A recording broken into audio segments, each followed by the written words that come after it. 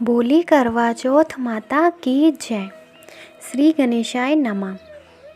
एक बार की बात है, एक साहूकार के 7 लड़के और एक लड़की थी। एक बार कार्तिक मास की कृष्ण पक्ष की चतुर्थी तिथि को सेठानी सहित उसकी 7 बहुएं और उसके बेटे ने भी करवा चौथ का व्रत रखा। रात्रि के समय जब साहूकार के सभी लड़के भोजन करने बैठे तो उन्होंने अपनी बहन से भी भोजन कर लेने को कहा। इस पर बहन ने कहा, भाई अभी चाँद नहीं निकला है, चाँद के निकलने पर उसे अर्घ देकर ही मैं आज भोजन करूँगी। साहूकार के बेटे अपनी बहन से बहुत प्रेम करते थे। उन्हें अपनी बहन का भूख से व्याकुल चेहरा देख बहुत दुख हुआ। साहूकार के बेटे नगर के बाहर चले गए और वहाँ एक पेड़ पर चढ़कर अग्नि जला दी।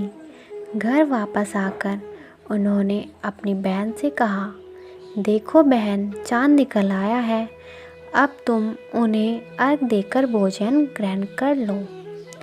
साहूकार की बेटी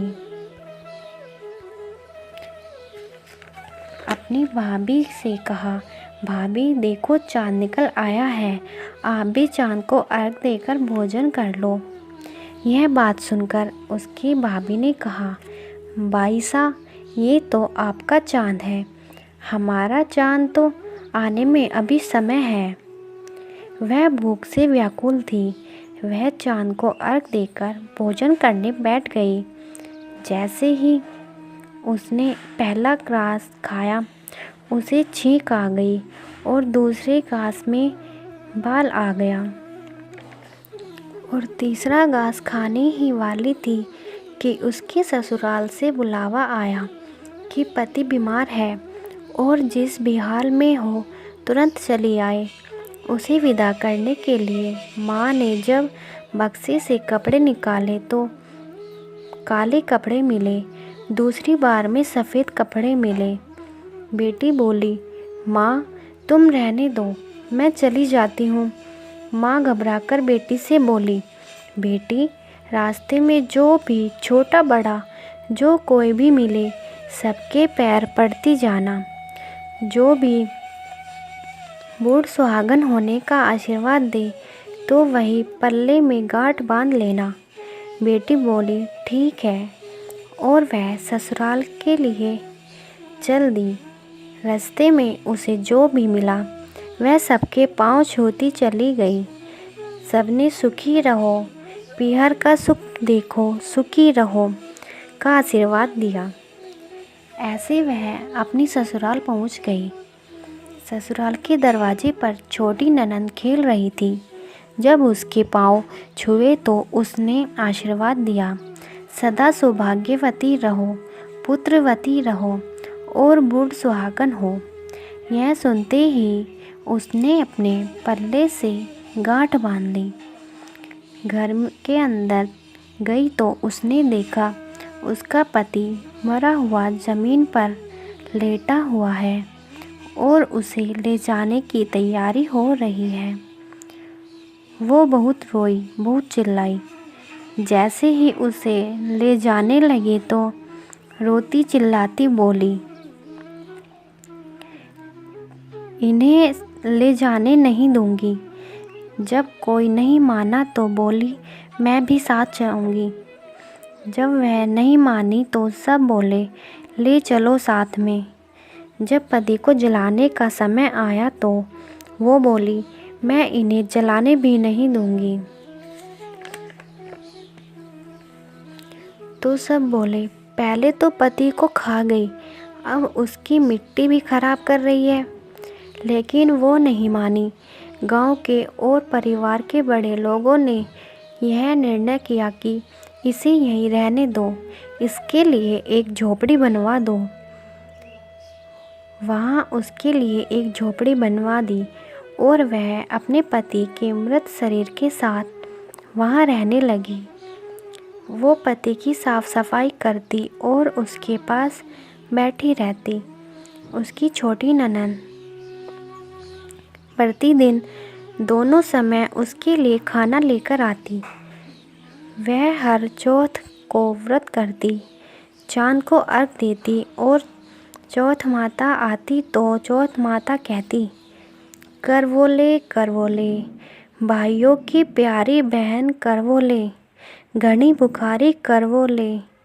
करवोले तो वह चौथ माता से अपने पति के प्राण मांगती, पर चौथ माता कहती कि जब हमसे बड़ी चौथ माता आएंगी तो उनसे अपने पति के प्राण मांगना।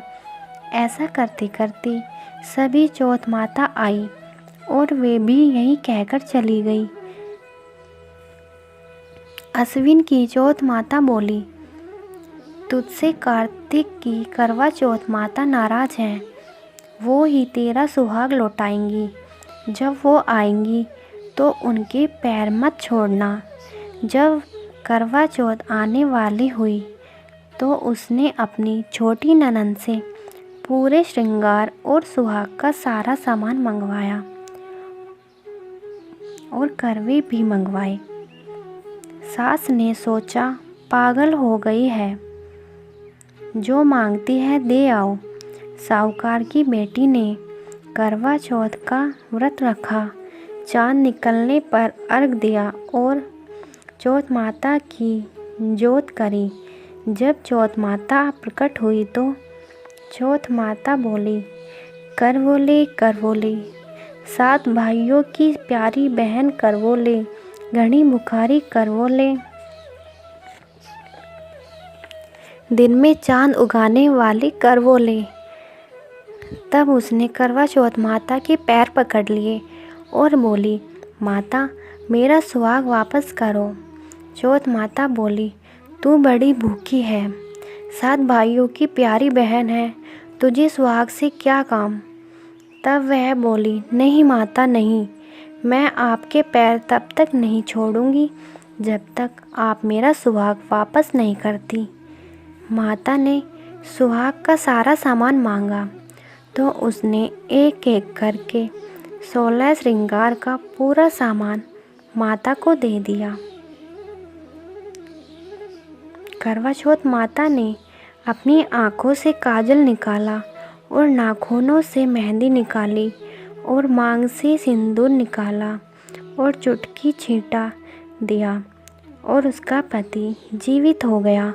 और चौथ माता जाते जाते उसकी झोपड़ी पर लात मार गई, जिससे उसकी झोपड़ी महल में बदल गई। जब ननद अगले दिन खाना लेकर आई तो उसने देखा भाभी की झोपड़ी की जगह तो महल खड़ा है। वो ननद को देखते ही दौड़ी दौड़ी उसके पास आई और बोली, देखो बाई सा, आपका भाई वापस आ गया है। घर जाओ और सासू जी से कहो गाजे बाजे के साथ हमें लेने आए। ननद दौड़ी दौड़ी माँ के पास जाकर बोली, माँ भाई जिंदा हो गया है। माँ बोली, उस भाभी के साथ तू भी पागल हो गई है। ननद बोली, नहीं माँ, मैंने देखा है, भाई सच में ज़िंदा हो गया है। भाभी ने हमें गाजे बाजे के साथ बुलाया है। सभी घरवाले गाजे बाजे के साथ अपने बेटे और बहू को लेने गए। बेटे को जिंदा देखकर सास बहू के पैर छूने लगी और बहू सास के पैर छूने लगी। बहू बोली, देखो माँ, आपका बेटा वापस आ गया है। सास बोली, मैंने तो साल भर पहले ही इसे अपने घर से भेज दिया था। वो तो तू ही है जो इसे वापस लेकर आई है। हे करवा चौथ माता, सभी पर अपनी कृपा बनाए रखना। जय करवा चौथ माता की जय।